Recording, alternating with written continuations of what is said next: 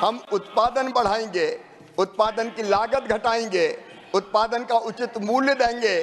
फसल में अगर नुकसान हो तो उसकी भरपाई प्रधानमंत्री फसल बीमा योजना के द्वारा करेंगे। हम कृषि का विविधीकरण करेंगे, प्राकृतिक खेती की तरफ ले जाकर किसानों की आय इतनी बढ़ाएंगे कि बार बार वो हाथ कर्जा माफी के लिए मांग करने की स्थिति में नहीं होगा।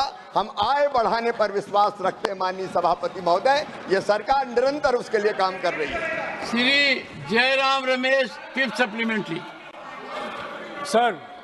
सर आज कई किसान संगठन संसद मार्च कर रहे हैं। प्रश्न पूछिए। कई किसान संगठन संसद मार्च कर रहे हैं। जयराम जी, मैं मंत्री जी से पूछना चाहता हूं लंबी बात हुई है कि 3 दिन पहले एक उच्च संवैधानिक पदाधिकारी ने हमारे किसानों की दर्द जयराम रमेश जी के सामने रखी। मैं मंत्री जी से पूछना चाहता हूं कि अधिकारी के टिप्पणियों का उन्होंने संज्ञान लिया है और उनकी क्या राय है एमएसपी को लेकर, जो उस संवैधानिक पदाधिकारी ने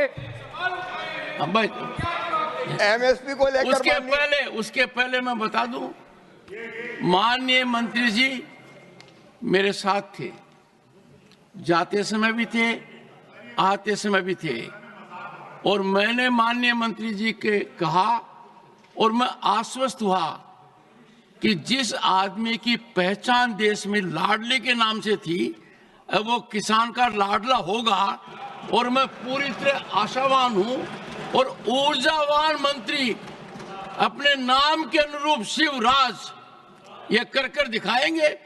जयराम रमेश जी से मुझे उम्मीद थी कि वो कोई प्रश्न पूछेंगे, किसान को बड़ा अच्छा लगता यदि अगर एक बार भी एडजमेंट मोशन आता, आया नहीं। शिवराज जी बोलिए।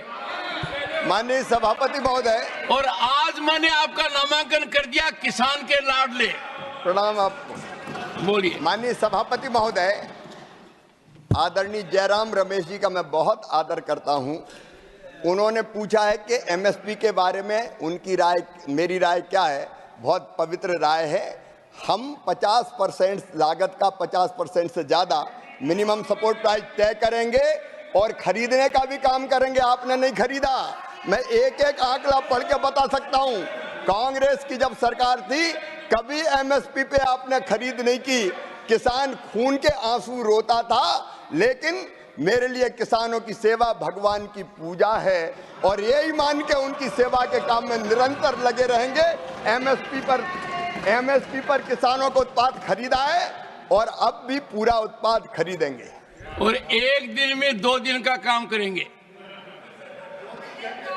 और आपने जो अपेक्षा व्यक्त की है, मेरी कोशिश रहेगी संपूर्ण सामर्थ्य और क्षमता झोंक के काम करके अपने किसानों की सेवा कर सके और कृषि के परिदृश्य को और बेहतर बना सके। विकसित भारत का संकल्प लिया है प्रधानमंत्री नरेंद्र मोदी जी ने, उसी का एक रोड मैप कृषि में भी हमने बनाया है। उसको पूरा करने में कोई कसर नहीं छोड़ेंगे।